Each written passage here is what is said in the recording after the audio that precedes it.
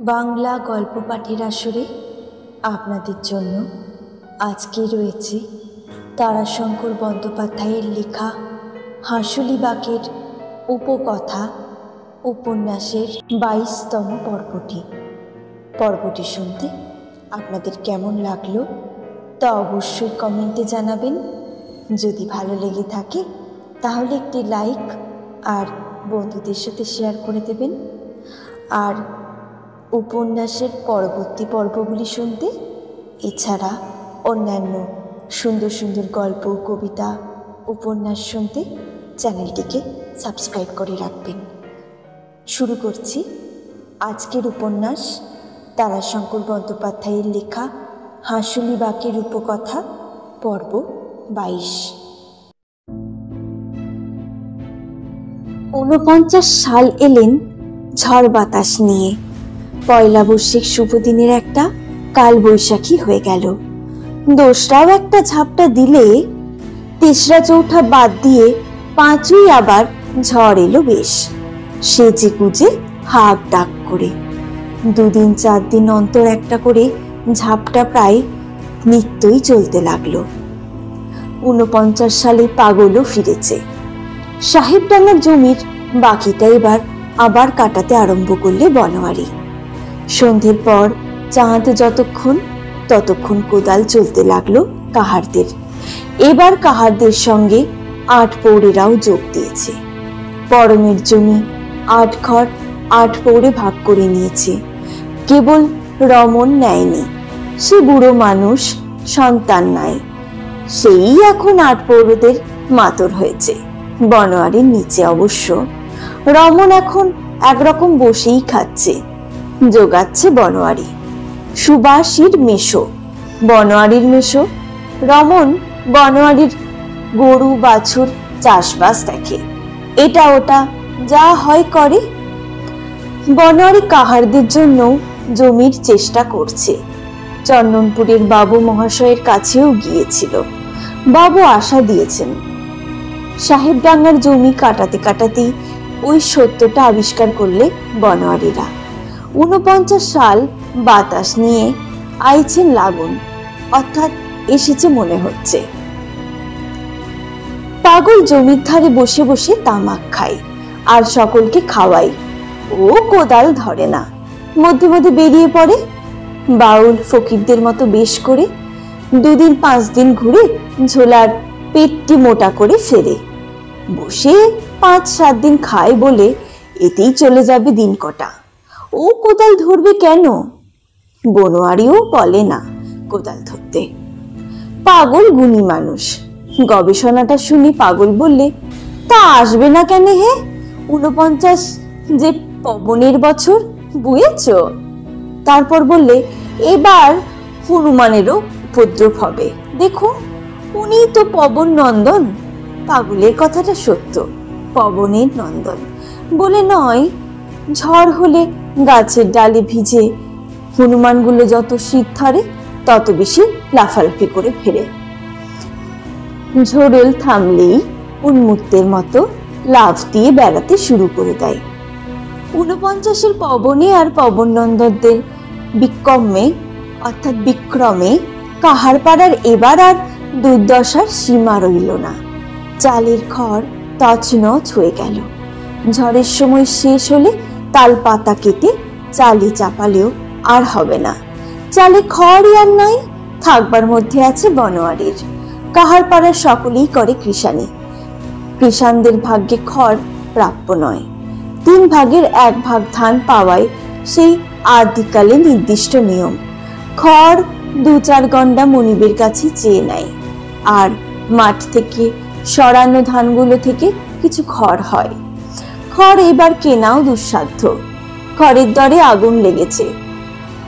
কাহন 20 টাকা ছড়িয়ে গিয়েছে। যুদ্ধ, কাল যুদ্ধ রে। চন্দনপুর যাও, বুঝতে পারবে কি রকম যুদ্ধ লেগেছে পৃথিবীতে। কারখানাটা বেড়ে যেন ভীমের বেটা ঘটোৎকচ হয়ে উঠেছে। আর সে কি গর্জন! লোহার যন্ত্রপাতিগুলো ঘর ঘর, গং গং, ঘটাং ঘটাং, ঘটা ঘটা ঘং ধরাম ধুম শব্দ করে যেন মহা মারণ লাগিয়ে দিয়েছে। মধ্যে মধ্যে আবার উ করে পিছিয়ে ওঠে। শরীরের পা থেকে মাথা পর্যন্ত শির শির করে। সেখানে দাঁড়ালে কানে তালা ধরে যায় শব্দে। ভেতরে ঢুকলে নাকি গরমে সেদ্ধ হয়ে যায় মানুষ। দুটো চারটে লোক প্রতিদিনই জখম হচ্ছে। 2-10 দিন অন্তর মরছে একটা দুটো। কাউকে টেনে নিচ্ছে কলের চাকায়, কারো মাথায় খসে পড়ছে লোহার টুকরো, কেউ মরছে ওপর থেকে মুখ থুবড়ে পড়ে। মরলে নাকি ক্ষতিপূরণ দেয়, সে নাকি অনেক টাকা। হোক অনেক টাকা, জীবনের চেয়ে তার দাম বেশি। করালি সেই কারখানার ভেতর কুলি সর্দার হয়েছে, কোট পড়েছে, পেল পড়েছে, জুতো পায়ে টুপি মাথায় দিয়ে হুকুম চালায়। বনোয়ারি আশ্চর্য হয়ে যায়, করালি আজও শাস্তি পেলে না কেন? বাবা ঠাকুরের বিচার ন্যায় বিচার, জমদণ্ডের আঘাতে সাজা, সেই সাজা কি করালি আজও পাওয়া হয় নাই? তবে হয়তো আজও হয়তো সময় হয় নাই, হতভাগার পাপের ঘরা এখনো পূর্ণ হয় নাই। এবারে ঝড়ে সকলের ঘর উড়ল, কিন্তু করালির ঘর প্রায় ঠিকই আছে। অবশ্য লোহার তার দিয়ে চালকে বেঁধেছে মাটির সঙ্গে, চালের উপরে আবার দড়ির জাল দিয়ে খড়ের ছাউনিটিকে ঢেকে বেঁধেছে। কিন্তু বাবা ঠাকুরের কোপ তাল গাছের মাথা ভেঙে মাটিতে লুটিয়ে দেয়, পাকা রেলের পুলকে ভাসিয়ে দেয়। তার কাছে ও বাঁধন কি? ও পাপের ভরা পূর্ণ হয় নাই, এই কথাই ঠিক। করালির দঙ্গলে কতগুলো ছোড়াও ভিড়েছে, ভিড়ুক, ওদেরও সাজা হবে। বাবা ঠাকুর আছেন। হঠাৎ এসে দাঁড়ালো ঘোষ বাড়ির চাকর। বড় কর্তা ডেকেছেন বনোয়ারিকে। বড় কর্তা এত এতে কাল সকালে? না না না, আজই রাত্রে যেতে হবে, তা নইলে এই সাহেবডাঙ্গায় আসবো কেনে? কি ব্যাপার কি? বাড়িতে খাউন দাউন জানো তো? হ্যাঁ, তার তো সব জোগাড় হয়েই গেছে, তুমি যে সেখানে শুনবে সব। চাকরটা চলে গেল। ঘোষ বাড়িতে প্রতি বৈশাখী সংক্রান্তিতে খাওয়া দাওয়ার ব্যবস্থা আছে। পূর্ণ কর্মটির রেওয়াজ করে গিয়েছেন স্বয়ং ঘোষ মহাশয়দের মা ঠাকুরুন।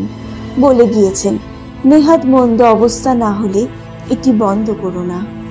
ব্রাহ্মণ কায়স্থ সদ্গো মহাশয়েরা ভোজন করেন, কাহারেরা প্রসাদ পায়, এটো কাটা সাফ করে, পাতায় পড়ে থাকা খাবার গামছায় বেঁধে বাড়ি আনে, আনন্দ করে খায় পরের দিন। পাগল বললে, তাহলে ওঠ আজকের মতো। ওদিকে আকাশের গতিকও মন্দ হে, পশ্চিমে চিকড়ছে, বাতাস থম ধরেছে। আজ 4-5 দিন দেবতা হাঁকার দেন নাই, আজ বোধহয় এতে আসবেন বা। পাগল বসে বসে ঠিক দেখেছে পশ্চিমে মেঘ উঠেছে, মাঝ আকাশে চাঁদ আছে বলে এখনো আলো রয়েছে। বড় ঘোষ মহাশয় থমথমে মুখে দাঁড়িয়েছিলেন। ভয় পেলে বনোয়ারি। চন্দনপুরে বাবুদের কাছে জমি নিয়ে ঘোষ মহাশয়দের জমির কাজে কিছু অবহেলা তার হচ্ছে, এই জন্য বড় কর্তা একদিন রোষ করবেন। এই অনুমান বনোয়ারির কিছুদিন ধরেই আসছে। আজ বুঝলে খাওয়া দাওয়ানের কোনো কর্মে খুঁত ধরে সেইটাই আজ মাথায় পড়ছে।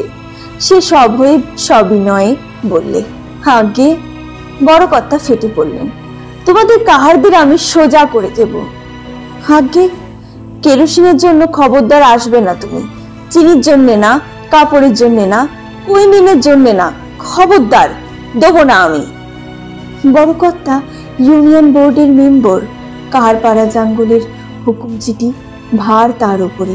যুদ্ধের জন্য কেরোসিনি, চিনি, কাপড়, কন্ট্রোল না কি হয়েছে বাজারে গিয়ে পয়সা দিয়ে মেলে না, হুকুম চিঠি মেলে, সেইটি দেখালে তবে পাওয়া যায়। কাহারেরা কেরোসিন পায়, চিনি বড় একটা পায় না, 7 দিনে 1 ছটাক 2 ছটাক বরাদ্দ, তাও বন্ধ করে দেবেন। বলছেন চিনি গেলে ক্ষতি নাই, চিনি ওরা খায় না, ওদের চিনিটা নিয়েই থাকেন ওদের মনি মহাশয়রা, কিন্তু কেরোচিনি খানিক আধেক না হলে চলবে কি করে? কুনিয়াল পিল ইউনিয়ন বোর্ড দেন মেম্বরের হাতে। ম্যালেরিয়ার সময় ভাদ্র আশ্বিন কার্তিক কতক্ষণ কুনিয়াল না হলে মরণ। কিন্তু অপরাধটা কি হলো? বড় কর্তা বললেন, গলায় তোরা পইতে নে বুঝলি, তোদের মেয়েরা চন্দনপুরে গিয়ে। বড় কর্তা একেবারে কাহার মেয়েদের যত কেলেঙ্কারি প্রকাশ করে দিলেন। বড় কর্তা রেগে গিয়ে কাহারদের কথা প্রকাশ করে বললেন, কাহারেরা আর কাহার নাই, বামুন তা পইতে নিক কাহারেরা। শেষে একেবারে খেপে গিয়ে বললেন, এটো ভাত খাবে না, তিমন্তন্য চাই, জুতো না খেয়ে সব মাথায় উঠেছে। বনোয়ারি অবাক হয়ে গেল। সে কি, এসব কথা কে বললে আপনাকে? বড় কর্তা উঠে এলেন, বললেন, তোদর ওই করালি বলেছে। হারামজাদাকে আমি একদিন জুতো, শালার ভয়ানক বার হয়েছে। চন্দনপুর স্টেশনে ছোটকা অর্থাৎ ছোট ভাই আজ বাজার করে নেমেছিল, তোদের সিধু ছিল সেখানে। সিধু জিজ্ঞেস করেছে অন্নপ্রাশনের কথা, বলেছে আমাদিকে পেশাদ দেবেন তো? ছোটকা বলেছে নিশ্চয়ই পাবি, যাবি তোরা, তুই করালি পাখি যাবি, কাহার পাড়া সবাই আসবে। করালি দাঁড়িয়েছিল কাছে, সে বেটা বলেছে করালি কারোর এইটু কাটার পেশা খায় না। কাহার পাড়ার ছেলে ছোকরাও বলেছে তারাও যাবে না। সিধুকে বলেছে তুই যদি যাস তো তোর সঙ্গে আমরাও খাবো না। বনোয়ারি এবার অবাক হয়ে গেল, এমন স্পর্ধা সে কল্পনাও করতে পারে না। বড় কর্তা বললেন, যে শালা কাহার না আসবে তাকে দেখবো আমি। আবার পাড়াতে মুচলিস চুরেছে। কথাটা সত্য। সেই রাত্রি করালির বাড়িতে কাহার ছোকরাতে মজলিস চলছিল। করালি তাদের সেই কথা বলছে, হিয়া খেলে জাত চায় না, এঠু খেলে জাত চাই, যে কাহার পরের এঠু খাবে সে পতিত, আর জাত নাই। করালির আফসোস, বুড়ো কাহারেরা এই সহজ কথাটা বুঝছে না। আফসোস তারা চন্দনপুরের কারখানায় গিয়ে একবার পরখ করে দেখছে না সেখানে সুখ কি দুঃখ, সেখানে মানুষের ভালো হয় কি মন্দ হয়। মজলিসটা জমেই উঠছিল। বনোয়ারি এসে হাজিরও হতো, কিন্তু জঙ্গল থেকে পথে ফিরতে ফিরতে এলো ঝড়, হাঁক ডাক করে এলো। গোশ গোগো শোষো, এই বছর এমন জোরেই আসেন নাই ঠাকুর। আজ নিশ্চয় আসছেন করালির তাল গাছটার মাথা ভাঙতে, নিশ্চয়। সে আকাশের দিকে চাইলে মেঘের নিচে চাঁদ এখনো দেখা যাচ্ছে, মেঘ কুণ্ডলি পাকাচ্ছে সাদা কালো। চমকে উঠল বনোয়ারি। সেই বরণ, সেই বিচিত্র, তেমনি এঁকে বেঁকে পাকিয়ে পাকিয়ে ঘুরছে, জীবের মতো লকলকিয়ে খেলে যাচ্ছে বিদ্যুৎ। হে বাবা ঠাকুর রক্ষা করো, হে বাবা ঠাকুর। গাছ ভাঙছে, বাসে বাসে কটকট শব্দ উঠছে, করকর করে মেঘ ডাকছে। সঙ্গে সঙ্গে নয়নের মায়ের গলা আজ অনেক দিন পরে সারা জেগেছে। ওদিকে নয়নের মা তীব্র স্বরে বলে যাচ্ছে, সুজাদের কথা বলার সঙ্গে সঙ্গে বলছে, হে বাবা ঠাকুর তুমি ধ্বংস করো বাবা, যে তোমার বাহন মারলে, সে পরের ঘর ভাঙলে, গায়ের বিধান না মেনে যে উঁচু ঘর বাঁধলে, একেবারে শুষিয়ে তার ঘর উড়িয়ে আবার ভেঙে দাও, ধর্মর করে ভেঙে দাও, মাথায় তাদের দংশন করো। হে বাবা, যে যে লোক তোমার বাহনকে মারার অপরাধকে ক্ষমা করেছে তাদেরকে কামড়ে মেরে ফেলো, চোখ ফেটে যাক অক্তের ঢেলা হয়ে, গায়ে অক্তমুখী চাকরা চাকরা দাগ ফুটে উঠুক। কাহার পাড়ায় যার যত অপরাধ বিচার করো, শেষ করে দাও, শেষ করে দাও, শেষ করে দাও। আমার নয়নের সঙ্গী করো সবাইকে, আমাকে যেন বাঁচিয়ে একো। আমি নিমনীষী কাহার পাড়ার ঘরে ঘরে নেচে বেড়াবো, কেঁদে বেড়াবো পেতনির মতো। বনোয়ারি চুপ করে বসে রইল মেঘের দিকে তাকিয়ে। হঠাৎ ধুরমুর করে শব্দ উঠল, পড়লো, করালির ঘর পড়লো। উঠে দাঁড়ালো বনোয়ারি। নয়নের মায়ের কণ্ঠস্বর নীরব হয়েছে। ঝড় থামতেই সে বেরিয়ে পড়লো পাড়ায়। কার ঘর পড়লো? নয়নের ঘর গো। নয়নের ঘর? স্তম্ভিত হয়ে গেল বনোয়ারি। বনোয়ারি, বেনো কে? বিরক্ত হলো বনোয়ারি। পেছন ডাকে কি? আমি পাগল। কি? খ্যাত হয়ে গেল ভাই, সর্বনাশ হয়েছে। কি তাই বল? করালি চন্দনপুরে যাবার পথে হেঁকে বলে গেল, বাবা ঠাকুরের বুড়ো বিশ্ববৃক্ষটি পড়ে গিয়েছে। হে ভগবান, বাবা গো তুমি কি করলে গো? শেষে তুমি আমাদের ছেড়ে গেলে।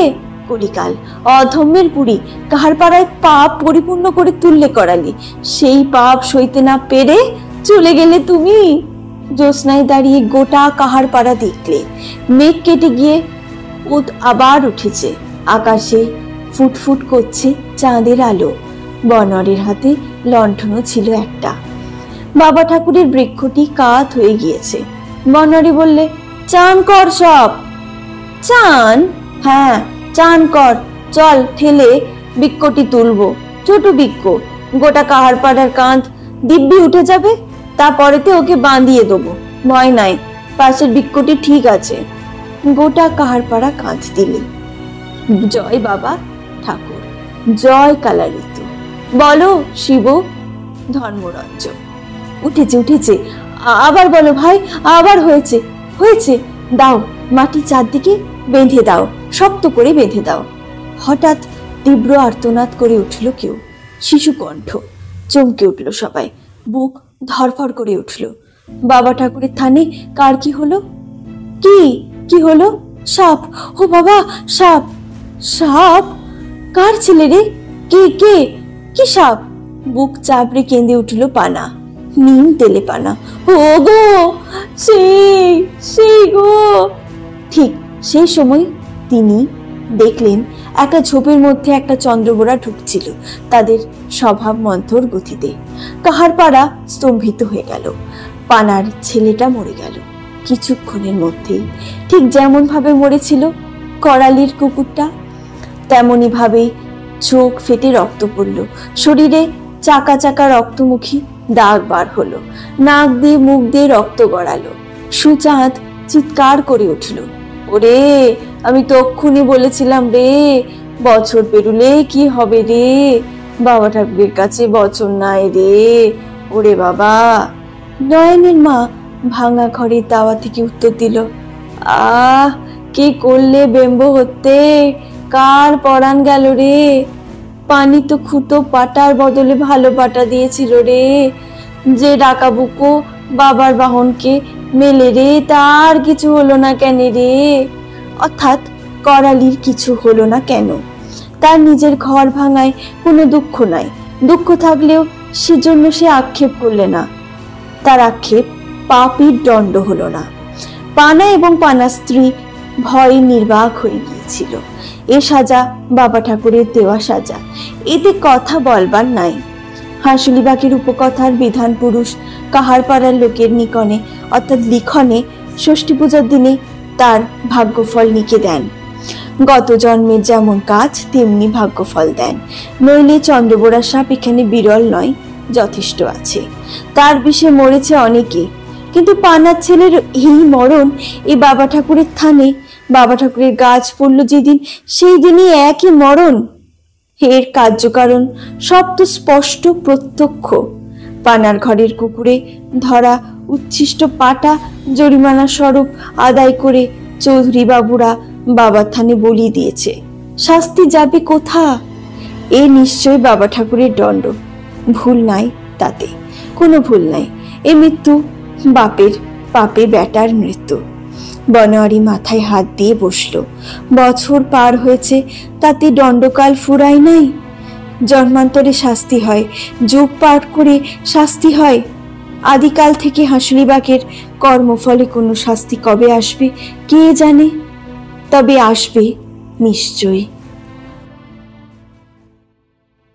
বন্ধুরা, আপনারা এতক্ষণ ধরে শুনছিলেন তারাশঙ্কর বন্দ্যোপাধ্যায়ের লেখা হাঁসুলিবাগের উপকথা উপন্যাসের 22তম পর্বটি শুনতে আপনাদের কেমন লাগলো তা অবশ্যই কমেন্ট করে জানাবেন। যদি ভালো লেগে থাকে তাহলে একটি লাইক আর বন্ধুদের মধ্যে শেয়ার করে দেবেন। আর অবশ্যই চ্যানেলটিকে সাবস্ক্রাইব করে রাখবেন, যাতে এরকম সুন্দর সুন্দর উপন্যাস, গল্প, কবিতা আমি আপনাদের আরও বেশি করে শোনাতে পারি। আবারও আপনাদের কাছে হাজির হব অন্য কোনো গল্প, কবিতা কিংবা কোনো উপন্যাস নিয়ে। ততদিনে ভালো থাকবেন। Thank you.